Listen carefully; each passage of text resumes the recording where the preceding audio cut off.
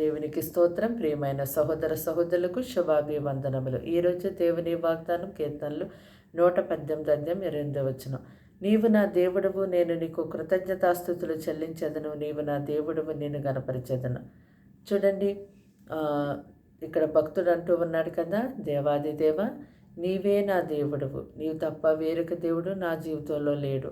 నీవు నా దేవుడిగా ఉన్నందుకు నీకెంతగానో కృతజ్ఞతాస్తుతులు చెల్లిస్తున్నాను. నేను నీ యొక్క నామాన్ని నిన్ను ఎంతో కనపరుస్తున్నాను అంటూ ఉన్నాడు.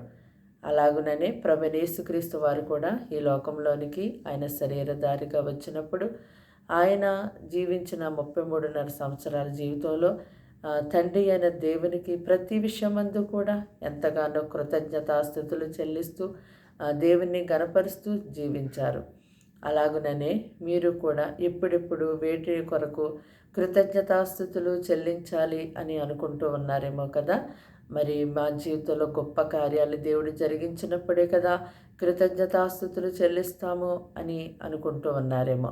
చూడండి, ప్రతి విషయమందు కూడా దేవునికి కృతజ్ఞతాస్తుతులు చెల్లించాలని దేవుడు వాక్యం ద్వారా మనకి ఎంతగానో సెలవిచ్చారు. కనుక మరి ఎంతగానో దేవునికి కృతజ్ఞతాస్తుతులు చెల్లించేవారిగా ప్రతి ఒక్కరూ ఉండాలి.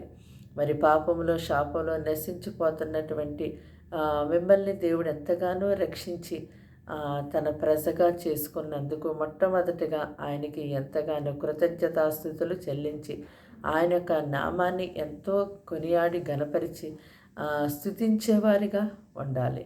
మరి ఈ యొక్క మాటలు వింటున్నటువంటి మీరు ఇంకా ప్రతిరోజు కూడా అనుదినము తప్పకుండా ప్రతి విషయమందు ఎంతగానో దేవునికి కృతజ్ఞతాస్తుతులు చెల్లిస్తూ దేవునిని కనపరచండి. ప్రార్థన.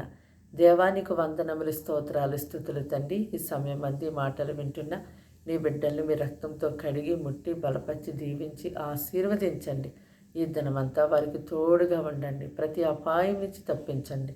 అనారోగ్యంతో ఉన్నారేమో దేవాని హస్తం ఇప్పుడే వారి మీద చాపి ముట్టి స్వస్థపరచండి. అంధకార విరోధ చీకటి శక్తులతో పీడించబడుతున్నారేమో ఏసునామమున ఇప్పుడే వారికి విడుదల కలుగునుగాక. పరిశుద్ధుడా నీకు వందనాలు. వారు ఏ కార్యములు జరగాలని ఎదురు చూస్తున్నారో వారి జీవితంలో కార్యాలని జరిగించండి. నెమ్మది, శాంతి, సమాధానం నీ బిడ్డలకు దయచేయమని వేడుకుంటున్నాం తండ్రి. ఈ దినమంతా వారికి, వారి కుటుంబానికి తోడై ఉండండి. వారు వెళ్తున్న వస్తున్న ప్రయాణాలు, ఉద్యోగాలు, మార్గాల్లో, సమస్త పనుల్లో మీ సన్నిధి తోడుగా ఉంచి కాపాడమని యేసు నామమున ప్రార్థన సమర్పించి వేడుకుంటున్నాం తండ్రి.